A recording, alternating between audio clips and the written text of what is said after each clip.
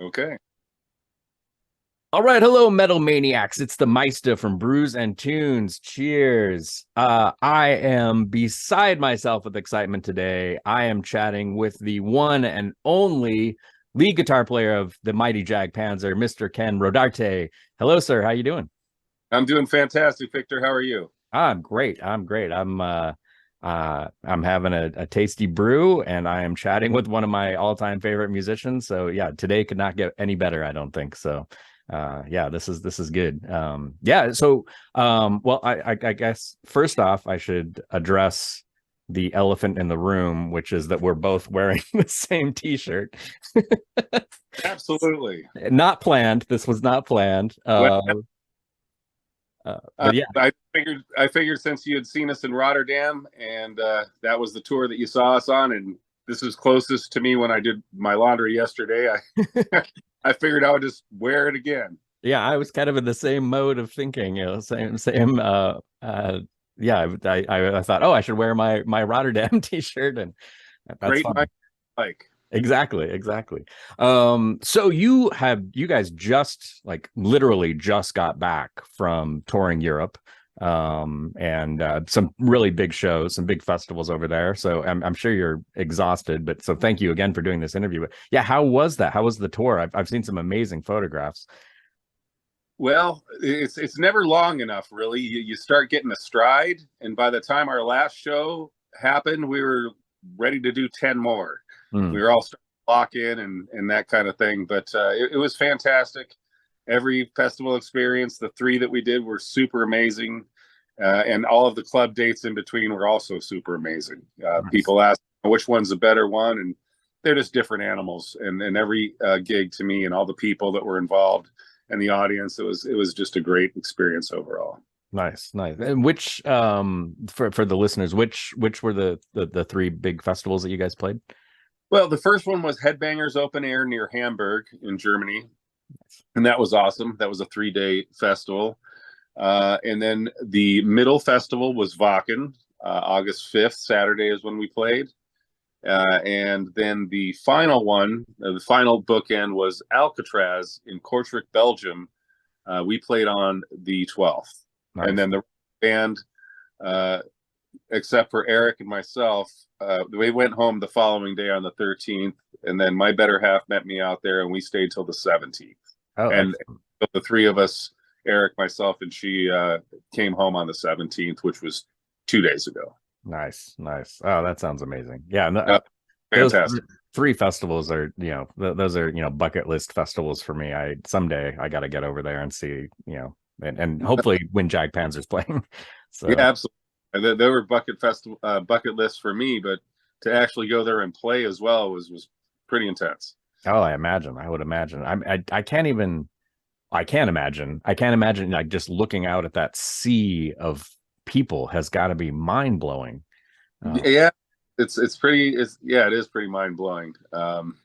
We uh, we played some of the smaller stages, so eventually we're going to get on one of the bigger stages to see that entire sea of people that you see in the photos and all that. But still, we had some amazing crowds as well. Yeah, that's cool. That's cool. Well, and yeah, in my opinion, yeah, Jag Panzer should be on the big stage, and always should have been. So, yeah, Yeah. well, obviously, definitely one of my all-time favorite metal bands.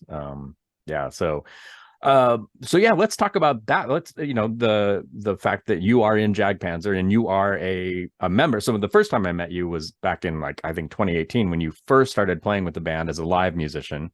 Yeah. Um, and that was when Joey had basically left the band. Hmm. But you actually you are a permanent member, which happened this Um, past year, right? November. Yep. Okay. Absolutely.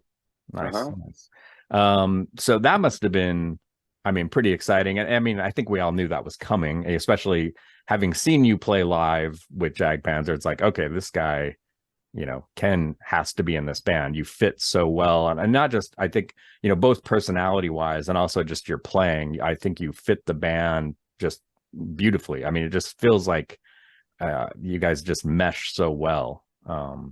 Well, what happened behind that is, I mean, Jag Panzer is a coveted spot guitar wise, and there's been 4 super shredders before him, that were in the band.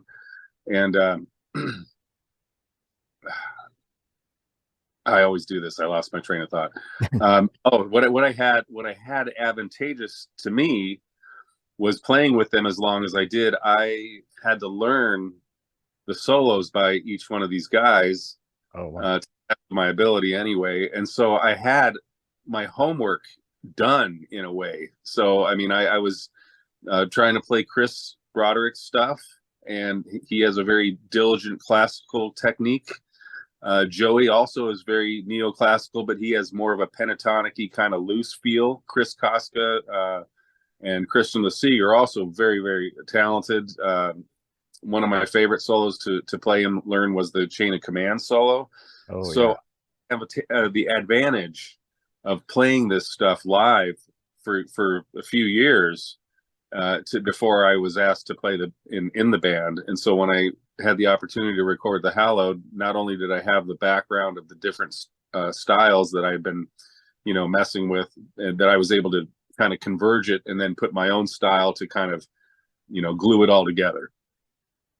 Very cool. Yeah. And I think like you said, I mean, and I've seen you live a couple times, and yeah, I think you really nailed those solos and paying homage to those musicians, but then you also bring your own personality to it, your own flair. I have to, because I mean, I can't play anywhere near as good as those guys in their respective, niche.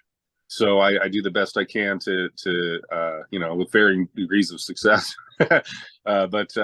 Yeah, so it is what it is, and I'm very fortunate and blessed to be in this position to be able to jam with these guys. Nice. Now I know. So I interviewed Mark Briady a while back, and he wouldn't tell me, and you don't have to tell me, but I thought it was interesting and kind of funny. He said, when the band decided, like, okay, Ken needs to be in the band, but there was one member who's like, well, he has to try out. I don't know if you want to. I have a feeling I know who that is, but I just thought that was and he laughed about it. He's like, yeah, we had one member. He's like, no, he has to try out. It's like, yeah, seriously. It wasn't so much of a tryout as more of a holdout, because I had been working on all the songs, and then like Mark had it in mind, like I was going to be the dude. And then the holdout was like, well, hold on. We've heard 5 songs. Let's hold on. Let's hear the 5th, the 6th, the 7th, the 8th, and the 9th. And Mark was like, come on, we've heard 9 songs now. He's like, no, I want to hear the 10th one. And so after the 10th one and after the 10th solo was sent, this particular member just shot back and called Mark immediately and said, give him the job. Nice. That's cool. Yeah. Cool. How did you so going back to 2018 when you initially joined as a live player, how did that happen? How did that come about, you joining Jag? Because Jag Panzer, of course, is based out of Colorado Springs, or was. I mean, a couple members are there. You're in Phoenix. Yeah. How did that happen? How did you join the band in the first place? Well, I have 2 words for you that made it possible, and that's Eric Avina. He ended up I don't know how it happened, but he ended up meeting Rickard. I believe it's when Eric had joined Benedictum for a moment, and well, initially not for a moment, whatever, but and so they were jamming in that, and also in another couple projects, I believe. And so Eric took over the touring spot when John was unable to get over to Europe. He had some health issues and stuff like that, and so that's how Eric came into the spot for the touring. And so I saw his tour things and all that, just like everyone else did on Facebook and stuff. And in 2018, that's when Joey was playing with Graham Bonnet. So, I mean, Joey had recorded the Deviant Chord and all that, but then had joined Graham Bonnet shortly thereafter. And so Eric called me 10 days before the proposed tour. It was a 4-date back east thing.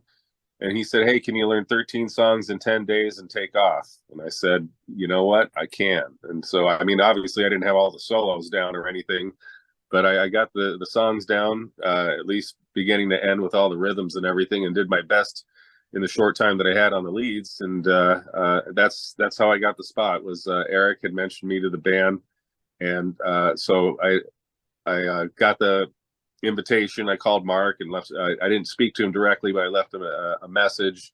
Thanks for letting me come aboard. I'm going to do my best, that kind of thing. And it just was really organic from the get go. Nice. Yeah, like I think you just, yeah, I think that's a great term for it. Is, it's organic. It feels very natural that you are in Jag Panzer to me. Yeah. Yeah, it's perfect. And speaking of perfect, so earlier this year or this summer, the Hallowed came out, which is the first album for you to play on as the lead guitar player. And man, I have to tell you, this is fire. This is fucking fire. I love this album so much. I'm a huge I own every Jag Panzer album. I'm a massive Jag Panzer, but this might be the best Jag Panzer album ever. I know that's a bold statement, but I think it is amazing. It's one of those albums that I just listen to over and over. I can't stop listening to it. It's since it came out, June. I have the worst memory, like June 23rd or something like that. Yeah, it rarely leaves my turntable. It's so good. I was listening to it yesterday and the day before and today, actually. So and part of it, I think, is, I mean, there's so many great elements to this band and to this album. I think that's the thing I love so much about this album in particular. Is it's there's amazing guitar solos, there's amazing drum work, Harry's vocals, obviously, just the rhythms, everything about it. And that's what I love, is there's not like a standout, particularly like, oh, the reason this album's great is because of this one person. It's this collective, creative force. Absolutely. Yeah, and it's just really amazing. I would imagine it was really amazing to work on this album. Oh, it absolutely was. I mean, I ate it up. I was at my law office job all day, and then I would come home and, I would see what it was that I had emailed to me or what I was working on that day. I worked on it from like February to June, and it was just, I just ate it up. I loved it. And like you said, it was a collaborative effort. It was amazing to be back here in my little home studio here. And I did it all from my place here. And Mark would send over the tracks. He had all the beginning to end, the rhythm guitars and a fake bass and fake drums, and he would send it to everybody. And then Rickard would be the first one to get on it, and then he would add his drums to it. And then I would put my 2 cents in, and I would get a chart as to where things needed to be, and then often I would like ad lib and put in other things. And so Mark we communicate. I mean, everybody would be communicating. It was just an awesome experience, and there's a little few things here. Hey, this note is not in that key, you might want to change that, or so I would send over tracks for different parts, and then I would get them back and I'd be like, oh, okay, oh, that made it, or oh, he didn't put that in there, but it was there was no holds barred. I was able to just free float ideas over, and then Mark would make sure which ones that he thought fit the songs the best, and he was not wrong. I mean, there was probably some weird kind of cool things that I thought, oh, this should be here, this should be, but I mean, like you said, there's not a note out of place on this thing. There's not. Everybody put their stamp on it, and to the best of their ability, and it just shows, because it's a cohesive, not a note out of place. Everything that needed to be there was there. That's what I think, and I think that's what's lending to your just how everything just seems to fit together. Nothing stands out more than the other one. In fact, every time that we had a song kind of completed, that was our favorite one. Nice. It would get more completed, and I think I like this one now. And so it was just like that over and over and over again. and there is no filler. There's not one that's just like, holy shit, that one's miles above this one. I mean, they are all, it's been said before that every one of them on their own merit, the songs stand out. I mean, stand on their own. Yeah. But then when you put all 10 of them in a row, it's just amazing.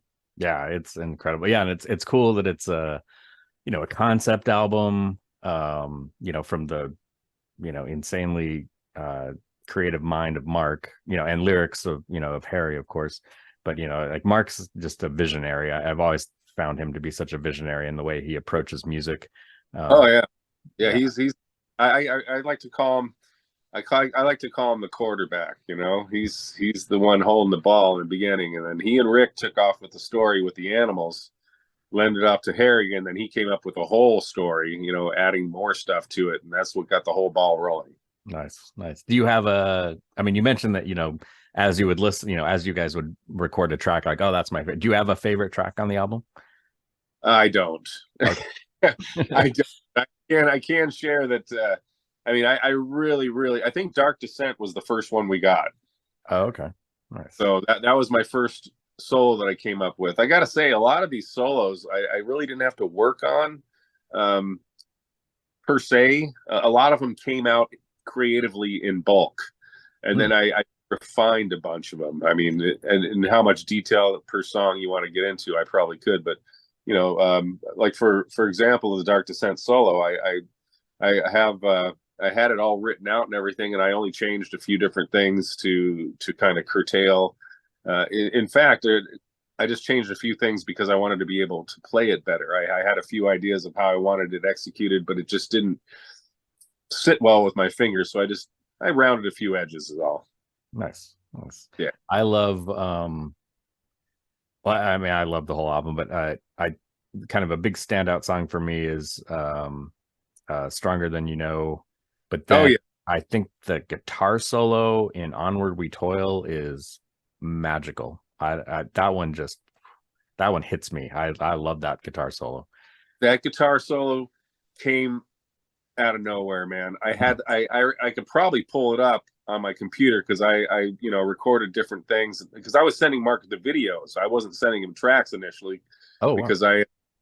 I didn't have my studio set up quite yet, so I was sending him videos of what I thought some of the things should be before I got my studio up and running. But that was one of the first ones, and I got to tell you, the beginning of that, before the run that gets into the whole beat and everything, was a little different because I had some different harmony ideas that were embellished throughout the song that, although kind of cool, they just, had they been in there, it wouldn't be the song that it is. Yeah. So funny story. So I sent that solo to the guys, and Harry indicated that he didn't like the beginning, but he didn't indicate it that way. He just, to me, I thought he didn't like the whole solo. And I was like, wait, no, that's a great solo because of this, that, the other thing. But it was only the beginning, the very initial beginning that was desired to be changed. So yeah, that one just kind of fell into my lap, and I do love that solo. I think like some of the others, well, a lot of the other solos really, but the one that stands out to me is the Chain of Command solo. It just kind of is, it's its own little, I mean, they all are, but it's its own little composition within the song, and it kind of takes you on its own little journey. And I felt that the Onward We Toil solo does that. It just soars above and along with the drums, the bass, and the guitar on that part. So yeah, it's one of my favorite solos. Nice. Yeah, I think that's a good way to describe it. Soars. Yeah, it definitely soars. Yeah. Right from the, you know. Yeah, that's cool. That's such a, it's so good. It's so good. Yeah. Oh shit, I forgot what I was going to ask you. Yeah, so what I mean, you mentioned kind of the writing process. So, you know, Mark had put together a, you know, kind of, you know, these demos, for lack of a term, sent it to everybody. And I know when I talked to him a while back, he said, you know, kind of his focus, he really wanted to get a really warm kind of 1970s sound from the record, which I think you guys accomplished very much so. Yeah.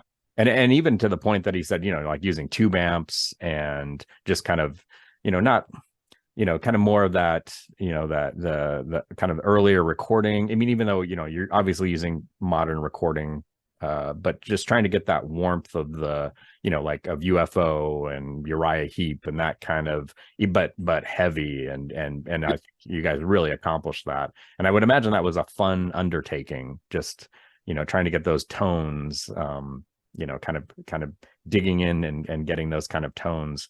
Or are there specific musicians, whether they're guitar players or not, that kind of inspire you in terms of sound? Sorry, that's a loaded question. Yeah.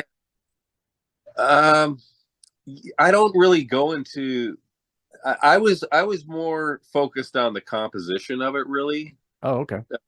What notes and how the solos would be put together rather than a sound. But I mean, it's I mean, it's really nice that everything came out to where it has that kind of classic tone. It just worked out that way for me. I mean, obviously you have Eddie Van Halen and Randy Rhoads. It's like when you hear somebody, you just know who it is. Yeah. And so I got that going for me. But I do know that the work with Casey over at Steampunk and Mark, they collaborated on which amps to choose and everything. And I think it all just fit everything together magically, because it does sound, it sounds like it's coming from the past in a way. And that lends to a lot of folks saying that this is kind of like an ample destruction, but yet in the modern day. Yeah. So it was just a very nice chemistry of everything put together, that the result happened the way it did. So I didn't have it in mind to sound like any kind of tone or whatever, but it just, obviously Mark's vision for everything came into play and influenced that. So I'm happy to be a part of it. Nice. Are there any particular tracks from this album and even like past Jag Panzer albums that you really love to play live? Are there particular like oh yeah, I really love digging in on this song on the stage? Yeah, I love them all. I really do. I really like Take to the Sky. I kind of need to do it a little. I mean, that's just a ball buster of a solo, and I don't think I've ever played it perfect yet, but I'm gonna. And then again, one of my favorites is Chain of Command. Yeah. And I'm just sitting here now trying to look at the song list. Okay. Scarlet Letter. Yeah, that's a fun one. Nice. And when I was first trying to figure out all this stuff, I was, looking for all the tablature, and there isn't any except for the beat part of that. So, I've seen a lot of people on YouTube recreate that first part, but no one ever goes past that. And I probably don't play it in the right position that Chris does. I think he does it up around the 12th, 14th fret. I just kind of do it up on the first two strings, but that's a good one. And of course we don't have the same song list every time, but I mean, in Joey's, I like the Fire of Our Spirit that I had to do. There's like 7 different little solos in that whole flipping thing. I mean, there's a main one, and Born of the Flame. That's a good one. I love playing Born of the Flame. It's a really nice pentatonic pattern right there on the 6th fret. So that one always kills. I just recently had to do Tyranny, and so that was a good one. And of course I do all of these to the best of my ability with the time that I have. I'm not a note for note kind of write everything out guy. But yeah, let's see what else we got here. Shadow Thief. God, that's a fucking great good song. one. Yeah, great song. You can swear away. Yeah. Let's see what else we got here. Yeah, they're just all fun. They really are. I mean, some don't even have super solos in them. Like Foggy Dew has a nice little solo in it, but it's not like a ball buster, if you will. They and that lends to the serving the song. Yeah, yeah, beautiful track, beautiful song. They all serve the song. That's the main thing, and that's one of the reasons I think Mark was okay with me, because when we first started talking about, he knew I wasn't just some dude that was trying to play, as fast as I can and just, show off or try and, we both knew that the main reason a solo exists is to serve the song. Nice. Yeah, I think that's a good philosophy. I think, yeah, I think you nailed it. There's too many bands, I think, where it's just like a firestorm of, which sometimes is really fun and great to watch. But yeah, if it doesn't fit exactly and it's more of, just showing off skills, like, okay, well, does it fit the song? Does it, Yeah, that's a testament to why the Hallowed is, well, any Jag Panzer song is the way it is. Yeah, very well crafted. Yes, but also, and again, that's one thing I love about the band is I think, there's a meticulousness with how the songs are crafted, but at the same time, there's still a lot of heart and a lot of depth to what's being played. It's not overthought, I don't think, in any way. It's just, well, the testament, something that is attributed to that is that because these guys have been playing together for as long as they have and working together on albums and stuff, I mean, Mark writes for Rickard and Rickard plays for Mark in a way. They just feed off of each other. Rickard knows what to play when Mark's writing stuff. John just knows what notes to put down, and Harry is of course the tyrant. His vocals soar on anything that happens, and his lyrics are pretty fucking amazing. So it's just it's a family. Like Mark has many videos before. It's like it's a tight knit unit, and it's not just because everyone's the stellar musicians that they are. It's because everybody digs each other, and really, I think really loves each other. Not to get all but no, it's really a family unit, man. Yeah, that's cool, and I think that's important. And I mean, and there are a lot of great bands that they don't have that kind of relationship, but I think it shows on, especially in the live setting, where it looks like you guys feed off of each other, and it also looks like you're having a blast. Oh yeah. And you guys interact so well with the audience too, especially Harry, because he's I mean, he's Harry, he's bigger than life. It's Harry. So absolutely.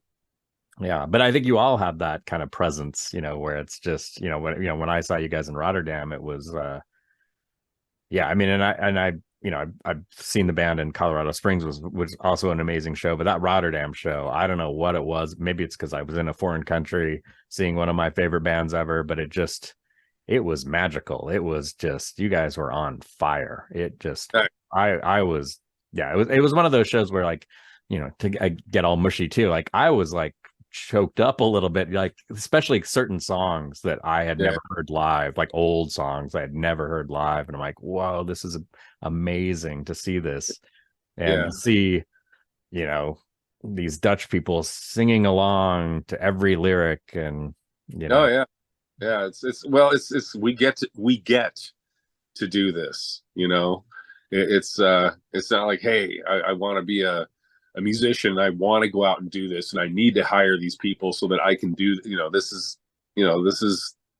It's something that each one of us is just wanting to do, and just so fortunate and into it, and we get to do this. It's not everybody does. Yeah, that's cool. I know it's tricky because you all have day jobs. Do you guys have any other shows lined up for 2023, or any plans at this point? We do have the Blades of Steel festival coming up on September 28th, I want to say. We're playing in Madison, Wisconsin. Oh, it's okay. it's a 3-day. You might want to get some plane tickets. It's going to be Thursday, Friday, and Saturday, I believe. I don't have the calendar in front of me. Wait a minute. Saturday's the 30th of September. So I believe we play Friday the 29th, and then Flotsam and Jetsam will be headlining on Thursday. So we're headlining. They're playing Thursday. We play Friday, and I do believe that Riot 5 is on the bill, Nice. and Exter has been added, and then more recently, Violence has also been added. So that's going to be a 3-day festival over in Madison, and we're looking forward to that. That sounds amazing. Wow. Oh, yeah, it'd be awesome. Yeah, I need to look that up. That sounds really cool. Oh yeah, yeah. I hope to see you there. Yeah, that'd be awesome. Yeah, that'd be great. Uh-huh. So let's switch gears. Let's take a ride in the Wayback Machine. And Okay. I want to know about, like, I'm really curious about your starting in music. Like, did you come from a musical family? How did you start playing guitar? Where did that all start for you? Um, well, my father is the one that I ended up learning from. When I was young, my grandfather, rest his soul, played before my dad's dad. And so there was guitar in the house always. And so when I was, like from age 5 to 10 or what have you, I would watch my dad play and stuff, and I would see how he could hit the acoustic guitar and make his fingers go like that, like the drums and everything on the body itself, and so I had an interest that way. And then he liked mariachi music, and Cool. he also liked rock and roll. He liked Elvis and the Beatles and the Kingston Trio. My mom, she liked other stuff, Neil Diamond, Jesus Christ Superstar, and Gordon Lightfoot are the ones that I remember. So I started taking lessons when I was 10 years old. My folks divorced shortly before I was 9, I want to say, and then I moved back east because I'd been living in Arizona for all but my first 2 years of life. So I started taking private lessons in school from the age of 10. And so I took guitar class, and then I moved on to private lessons. My sister, Shannon, had taken many different vocal and piano lessons and stuff. So when I told my mom I wanted to play guitar, she rented me an acoustic guitar first. And so I kept on with my lessons. Then eventually she got me my own acoustic guitar. Then she got me my own electric guitar, which was a K for probably $50 out of a pawn shop in Connecticut. Then I started going to school, and before I moved to Connecticut, we lived in Arizona shortly before we moved there. And the kids across the street, an older guy, Randy, his younger sister loved the Runaways, but he loved Kiss. And so that got me going. So by the time I moved to Connecticut, I was a big Kiss fan and met other like-minded individuals that were like into Kiss and everything. So I'm guessing now I'm like 12, 13, 14 years old. And so my friends that I met in Connecticut, they had older brothers.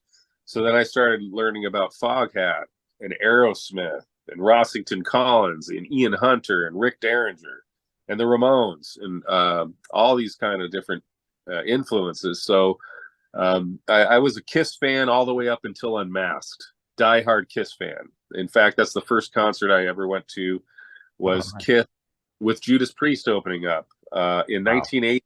Yeah, my mom and stepfather took me and my sister to see them. And I didn't have an idea of heavy metal or that kind of thing when I first saw Kiss, because I didn't know what Judas Priest was about. All I heard was these loud, squealy guitars and a high-pitched scream, which I came to endear later. And so then that brings me up to Iron Maiden and Judas Priest. So then I got into those guys, and then I had a friend that really didn't care for Zeppelin, and I was, really tight with him, and so I didn't either. But then this girl said, "Well, how can you like rock and roll and not like Led Zeppelin?" So I started listening to Led Zeppelin more, and then Ozzy came out after being ousted or left Black Sabbath, and then Randy Rhoads happened. So I remember being at keg parties in high school, listening to Ozzy Osbourne in the background, and Randy Rhoads became one of my favorite. And then Eddie Van Halen happened.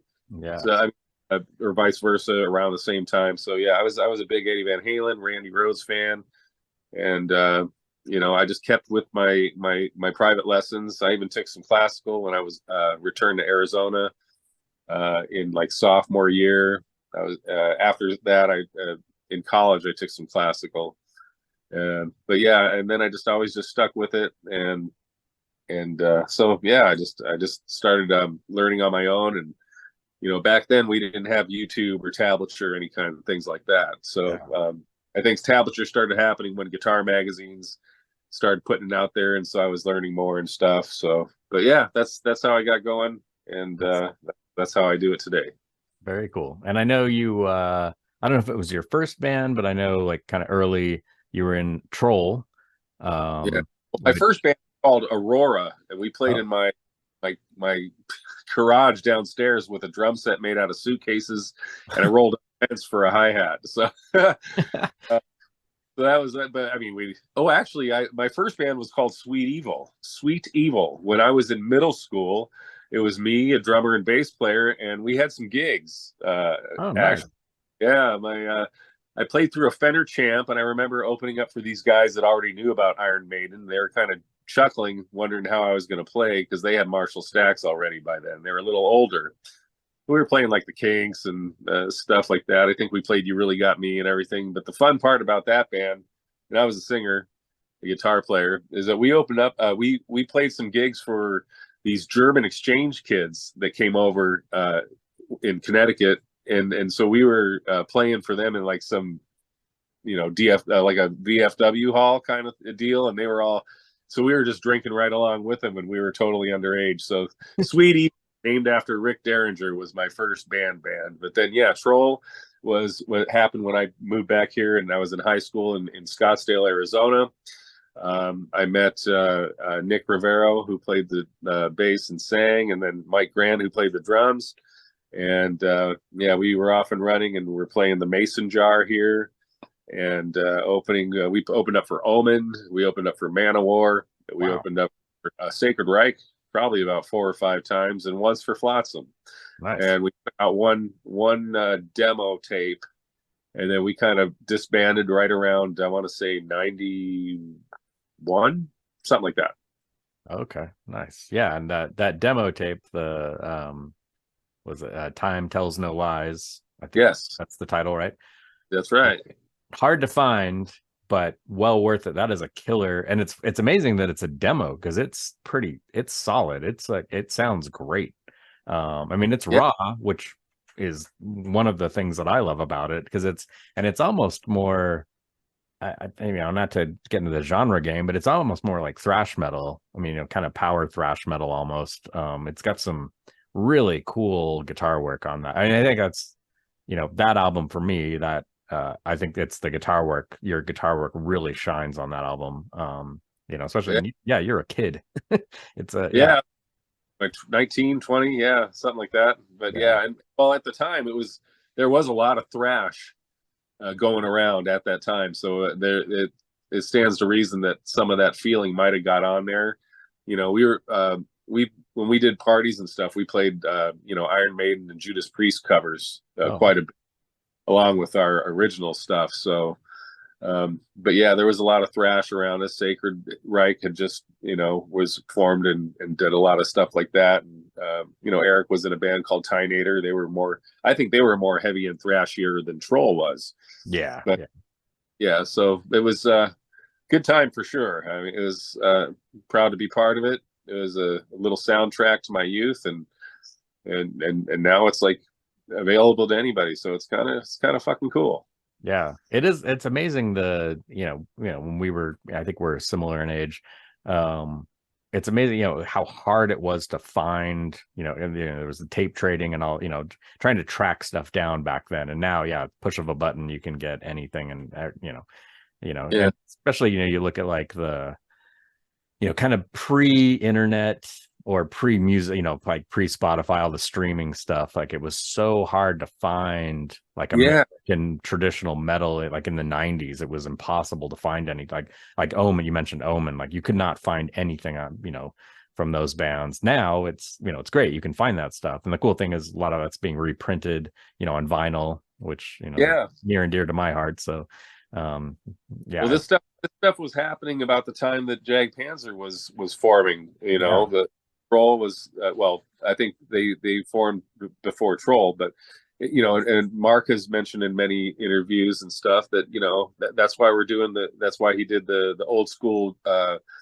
hotline and you know, the mailing list and all that, because people have no fucking idea, Yeah. you know, you didn't have an event on Facebook. You'd have to have flyers. You'd have to tell people, you know, it was just a completely different life.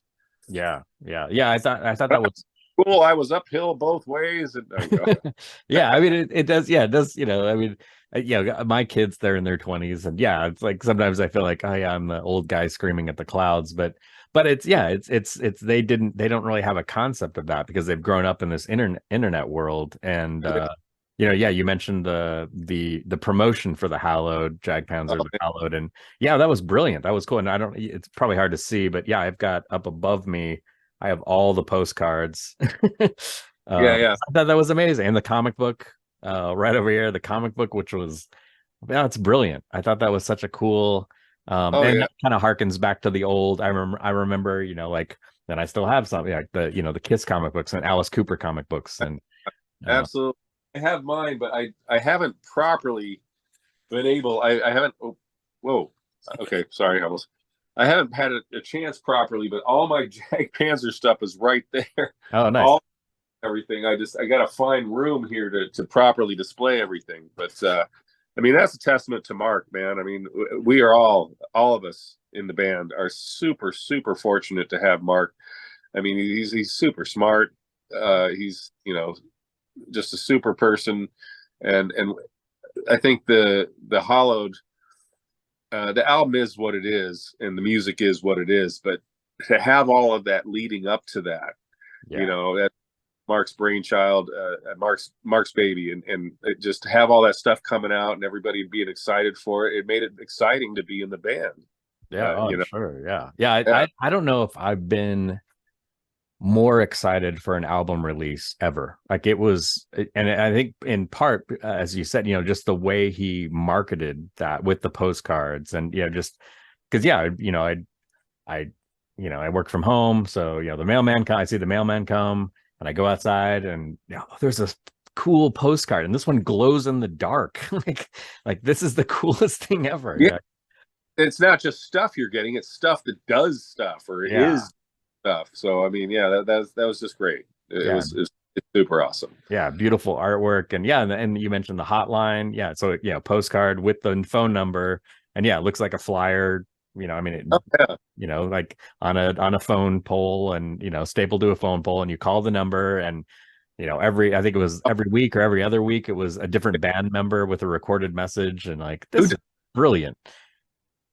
Sorry, what? I said, who does that? Nobody. Yeah, that was genius. And and that came out of, you know, the Jag Panzer pockets. That was, you know, Yeah. you guys paid for that. It was, you know, which I thought was cool. I mean, and also that was one thing I wanted to ask you about, which I think is really cool too, you know. And I know the band has done this for a while, where every show you guys give out free stuff. Like, you know, I mean, you know, a lot of bands will flick, you know, their picks out into the audience, but you guys actually have kind of packaged, you know, like, and you will give them to fans, like, and really nice stuff. Yeah, we've had dog tags, the dog tag necklaces that we wear. Well, the ones that I have my name on it and stuff like that. So we all have our own like personal ones or at least I do, that I've been given. But we have ones that say Jag Panzer on it, and so Harry was in charge of giving those out. And we have sweatbands that say Jag Panzer, and we were giving those out. Mark is always good with the picks, and so he has different picks for every tour. And then on this recent tour, he had I probably have one right here. He not only did he have the picks, but he had an actual pick container. Oh yeah, that he would fill with the guitar picks, and he gave out to certain people that were in the know and asked for them. And so, I mean, even on this last tour, I remember him mentioning, "Oh, hey, did that one guy get him?" Or he asked for it. Where's Mark? Did he look for it? You know, and Mark would go out, even, you know, find him out in the audience and make sure that that dude or gal got that pick container. So yeah, it all goes back to Mark saying, "Hey, when I was younger and I went to a show and stuff, you know, and, you know, musicians and stuff, bands were cool. and you know, handed stuff out or took time to meet people and say hello and stuff. He took that to heart and said that when he is in a position to do that, he's going to do the same fucking thing, and he has. Yeah, you know, that's cool. it's just better to be cool than a jerk. You know, why would you want to do that? Yeah, and that's one thing I've always loved too about the band is you guys love to come out and hang out with the audience. You know, after a show, you like for hours. Like, every every time I've seen the band, you guys hang out for a long time, which is really cool and interactive. Yeah, well, hang out. After a show, I got to kind of get all my stuff put away, you know, so it takes a little time to do that. But I try and tell, hey, hang tight, we'll be out there, take pictures, whatever you guys want to do. And so I try and make my way out there really quickly and make sure that, you know, I sign whatever or you know, say hello, take pictures and stuff, because that's why we're there. Yeah, that's cool. That's really cool. And you can see the, you know, especially like I said, that Rotterdam show. My wife and I weren't able to hang out for too long because we had to catch a train back to Amsterdam, but just to see the delight on people's faces was priceless. It was so cool to just see, like, you know, talking to the band, and you could tell, like, I remember seeing one woman who had tears in her eyes, like talking to Harry, and I'm like, that's pretty cool. That's pretty cool to see, like, because she's a big fan and she'd never seen the band before, so she was just thrilled to be, you know. And I kind of you know, stumbled past her because I'll admit I'd had a few beers, so, but I just remember like seeing, like, she just was absolutely thrilled to be there, and I'm like, this is beautiful. This is so cool to see. It was such a delight.